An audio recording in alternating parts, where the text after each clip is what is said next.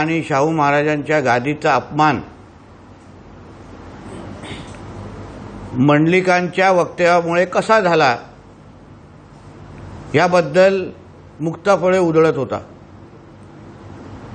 आता हा संजय राजाराम राऊत नेमका कोण की आपल्या सगळ्या जणांना आठवत असेल, पेपर ठेव रे, आपल्या सगळ्या जणांना आठवत असेल की ह्याच संजय राजाराम राऊतनी आमच्या छत्रपती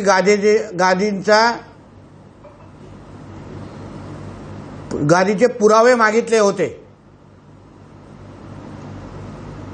म्हणजे छत्रपती गादीचा अपमान किंवा सर्वात मोठा अपमान ह्या संजय राजाराम राऊतनी केलेला आहे होता. आणि त्यानंतर पण हाच संजय राजाराम राऊत छत्रपतींना जाऊन भेटतो, त्यांना भगवी शाल घालतो. मग तेव्हा महाविकास आघाडीचे कोल्हापूरचे जे नेते आहेत, जे आज संजय मंडलिकांचा राजीनामा मागतायत, तेव्हा त्यांनी राजीनामा किंवा माफी मागतायत,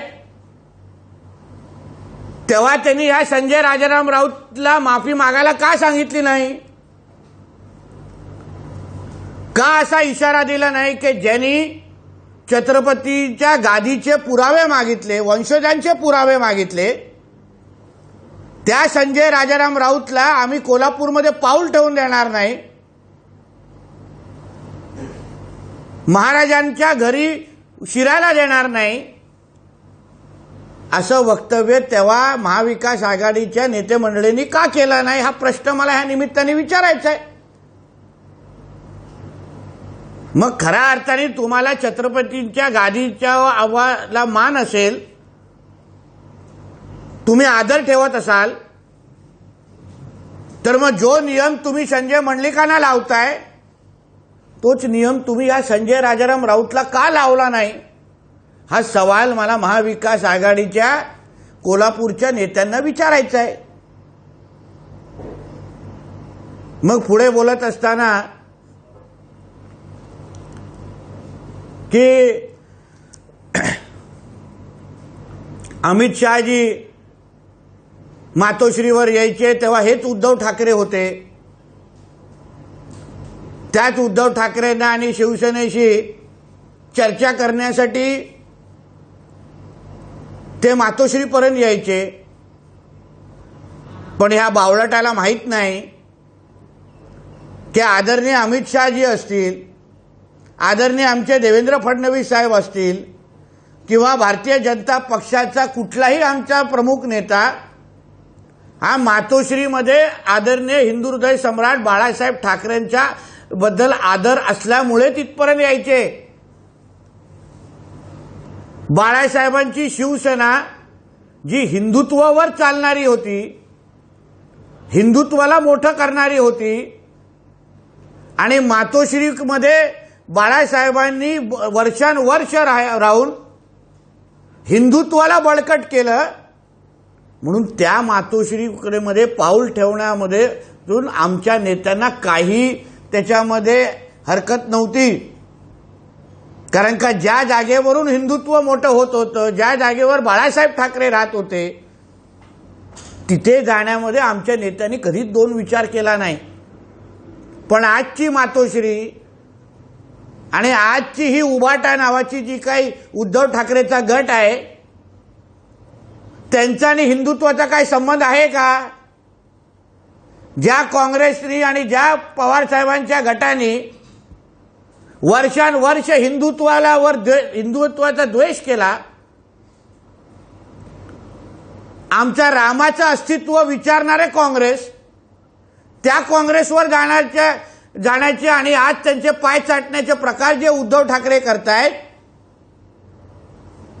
म्हणून त्या शिवसेनेमध्ये आणि ह्या शिवसेनेमध्ये जमीन आसमान फरक असल्यामुळे आज कोणीही तिथे फिरकत नाही.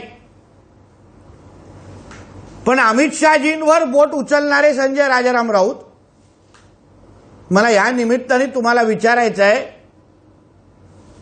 की तुमचे 2.5 ते 3 वर्षापासून जवळपास 4 वर्ष झाली आहेत, तुमची काँग्रेस बरोबर आघाडी आहे, महाविकास आघाडी आहे. जसे आमचे अमित शहाजी असतील, जसे आमचे देवेंद्र फडणवीसजी असतील, जसे आमचे नितीन गडकरीजी असतील, विनोद तावडेजी असतील, राजनाथ सिंगजी असतील, हे वर्षानुवर्ष मातोश्रीवर आले. तुमचा राहुल गांधी एकदा पण त्या मातोश्रीमध्ये का आला नाही उद्धव ठाकरेंना भेटण्यासाठी? हा कधीतरी प्रश्न राहुल गांधींनी आणि काँग्रेसवाल्यांना विचारण्याची हिंमत तरी करा. जो मान भारतीय जनता पक्षाच्या नेते मंडळांनी युतीमध्ये असताना उद्धव ठाकरेंना किंवा मातोश्रीला दिला, तो मान आजच्या तारखेला हे काँग्रेसचे नेते मंडळी, काँग्रेसचं नेतृत्व मातोश्रीला देतं का? हा प्रश्न जरा संजय राजाराम राऊतला मला या निमित्ताने विचारायचा आहे. धन्यवाद.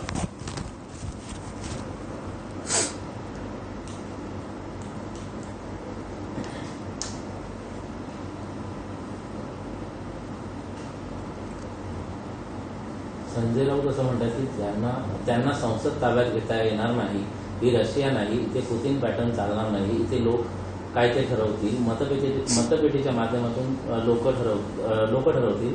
गैरमार्गाने मोदींनी संसद ताब्यात घेतलेली आहे. आदरणीय मोदी साहेबांना ना संसद ताब्यात घ्यायचं आहे, ना इथे हुकुमशाही गाजवायची. आपला देश आजही जगातल्या लोकशाही देशांमध्ये फार अग्रक्रमांकावर आहे आणि ते आदरणीय मोदीजींमुळेच आहे.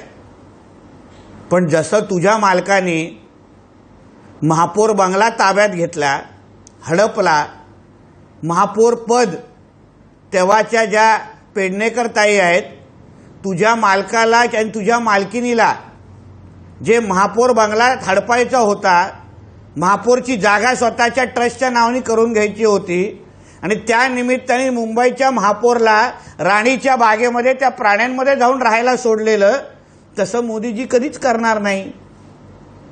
मोदीजींनी संसदला आणि आपल्या संसदेला जगभरामध्ये मानच मिळवून दिलेला आहे. पण ताबा घेणं म्हणजे काय हे जरा तुझ्या मालकाला विचार. कारण का मुंबई महापौर आणि मुंबई महापौराचा बंगला हे तुझ्या मालकाने हडपलेला आहे, त्याबद्दल थोडं भाष्य कर.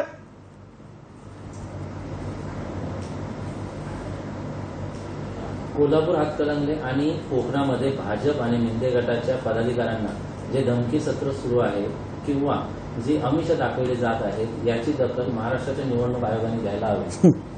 ते निवडणूक आयोग घेईल ना. तुझ्यासारख्या तीनपाट व्यक्तीकडून आम्हा लोकांना सल्ले नको आहे. आणि आम्ही आमच्या जनतेशी कसे बोलतो, किती अधिकारवाण्यांनी बोलतो, हा आमच्या आणि जनतेमधले ते नाते आणि संबंध आहेत. ज्यांनी एक साधे सरपंचाची पण निवडणूक लढवली नाही, त्यांना मतदारांबरोबर कसे नातं ठेवायचं, कसे संबंध जोपायचे, कशा अधिकारीवाड्यांनी बोलायचं हे त्याला आयुष्यात कळणार नाही.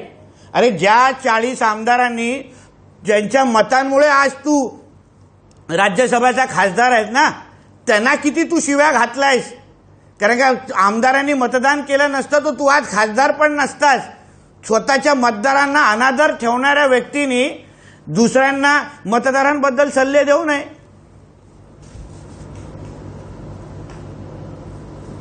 एका बाजूला विरोधकांवर आचारसंहिता अत्यंत कठोरपणे लावतात आणि दुसऱ्या बाजूला सत्ताधारी पक्षाची लोक सरपंचांना धमक्या देत आहेत. आम्ही हे चित्र लोकशाहीसाठीच आहे का?